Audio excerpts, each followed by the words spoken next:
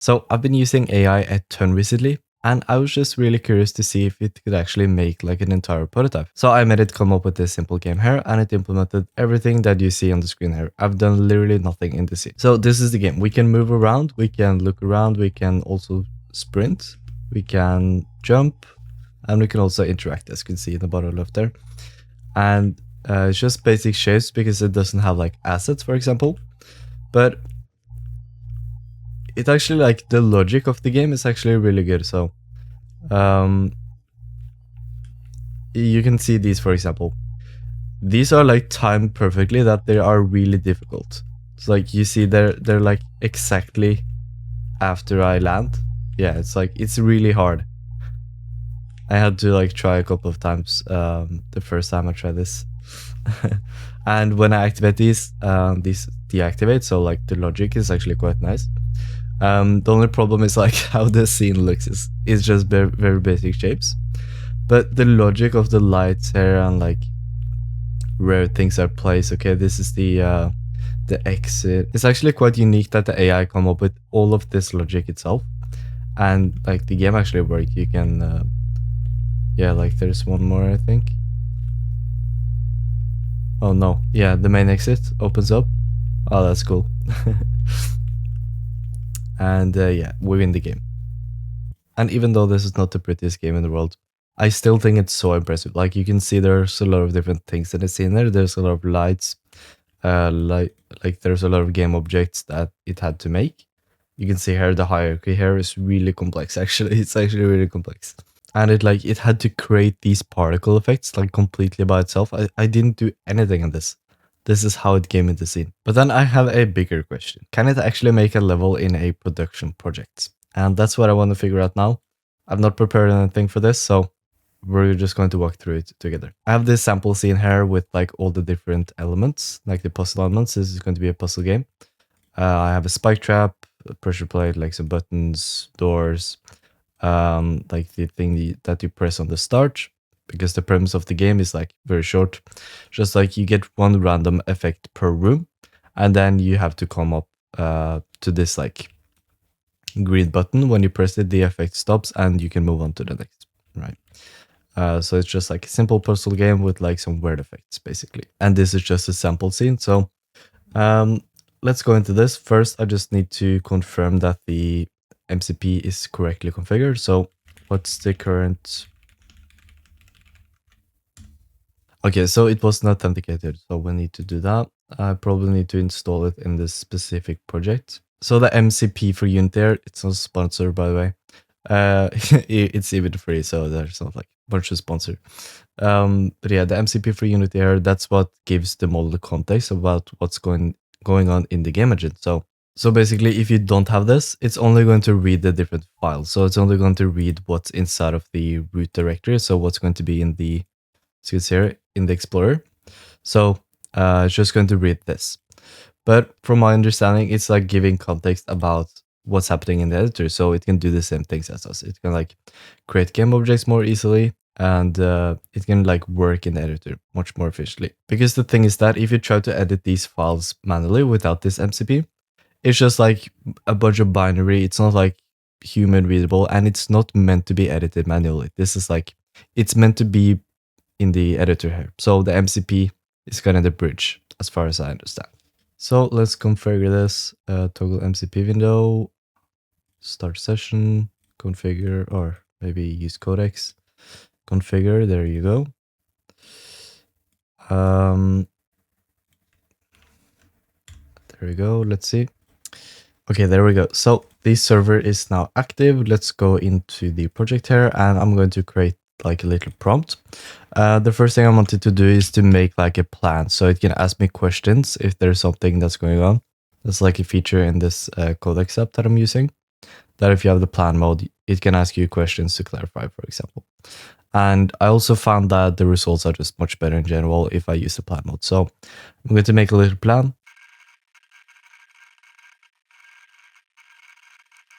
Okay, so it gave me this plan here. Level 2 plan, still life. I'm not sure what that means. The summary is use the existing placeholder name. Okay, boring. Replace the placeholder gravity scale with setup Okay, so it's going to use this rule that I have in the game, or like effect, freeze all objects rule. It's going to build a two-stage puzzle. Okay, so freeze a rolling ball onto a pressure plate to keep a storage gate open. Okay. Use the 2 crates from that storage nook as suspended steps to reach the elevated finish podium. Interesting. Actually really interested to see this result. Damn. And just gave the implementation changes here. Yeah, jump for floor, crate 1, crate 2, terrace, press green button. Interesting. And I just ask it to implement the plan. It's going to be really interesting to see how the rate limits get used. So I think when I started this challenge, the weekly here was around 80%. And when I made this sample scene, I think it took like 10% of my rate limits for the weekly. And yeah, this one reset like yesterday, and I haven't used it that much. So if you're doing this to like make your entire game, make all the levels in your game, this can get quite expensive. Considering also right now on the Plus plan, which is $20 a month, and there's like a 2x rate limit for a temporary period right now. So usually this would be at like used twice as much now, so like 50%. Okay, so it said here that it's almost finished. It's just going to update some things. Let's see the result. First thing I see is that there's not much light in the scene. Maybe that's because it's not baked, so let me do that. Oh, I see. They're all real time, so it's not going to help to bake them. But there's spotlights. I mean, the scene itself looks quite nice. Like, I feel like this is going to work. There's this ball here that's going to make this scene work. These are overlapping, so that's like a issue. That shouldn't be there. This one as well. Yeah, this one as well. This one is a bit harder to fix, but yeah. It also stretches the materials here instead of repeating them. Not sure why it did that. Okay, so yeah, it's completely finished now. It worked for 30 minutes. And the plan here was like 9 minutes. So it worked for like 40 minutes to create this. Yeah, I mean, we can just try to play. I see the camera is way too low. Yeah, the player. It's positioned here. Let's see. There we go. I'm going to turn off the music here. Okay, so this is a door. It's placed the wrong way. Okay. This is the button. And also the lighting. The lighting here is terrible. Okay, but okay, so the first thing we're going to do is just to fix the door here. Yeah, let's see. Just like there we go. Does it work inside? Yeah, probably.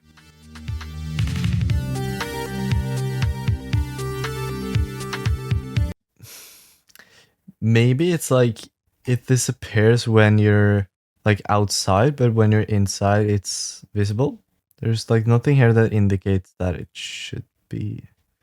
Maybe the outline is the reason. I'm just trying to figure out like why this happens. Like when I'm close and I'm looking at it. Oh, I found the issue. It was just like it forgot to apply this culling mask to the dynamic prop. Okay, so let's see.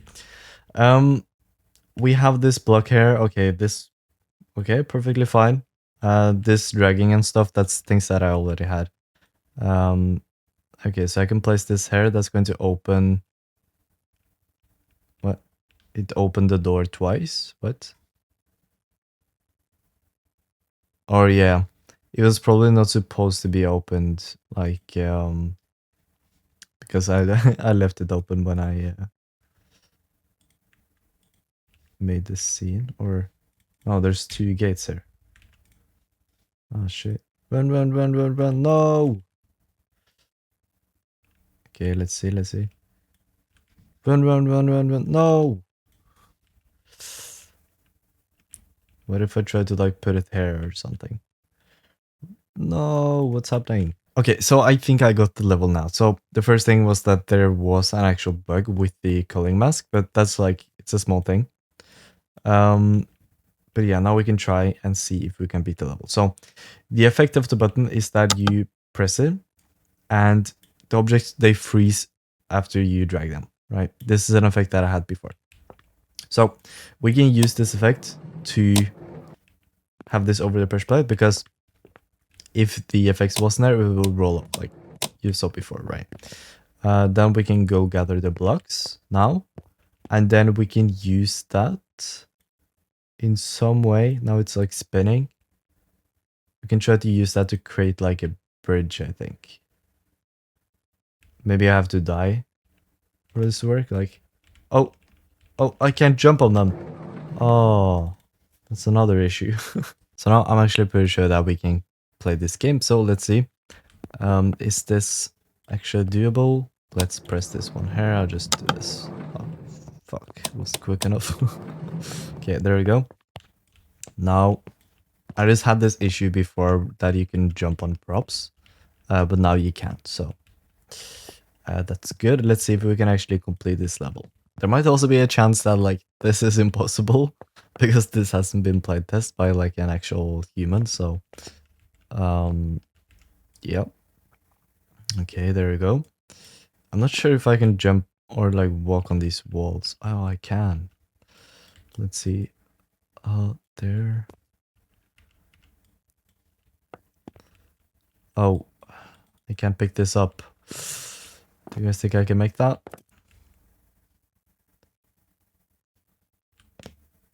Oh, yes, I could. Let's go. That's the game. I completed it. This is the main menu, so yeah, it worked.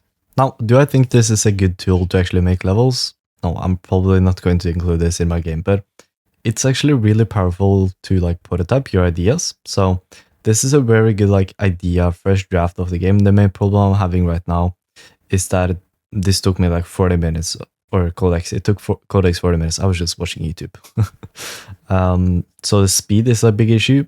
100% see the potential there. In like a few months, this is going to be so much better. You need to adapt in whatever way. I have a few videos on AI on my channel if you'd like to learn more and like learn with me. But yeah, these tools are definitely something that you need to keep your eye on. So hopefully you found this very interesting. If you want to release your first game in only 60 days, then Smartly, it's the first link in the description. It's my paid program if you want to learn more about it there. Or you can grab the free Trello template in the description. So thanks so much for watching.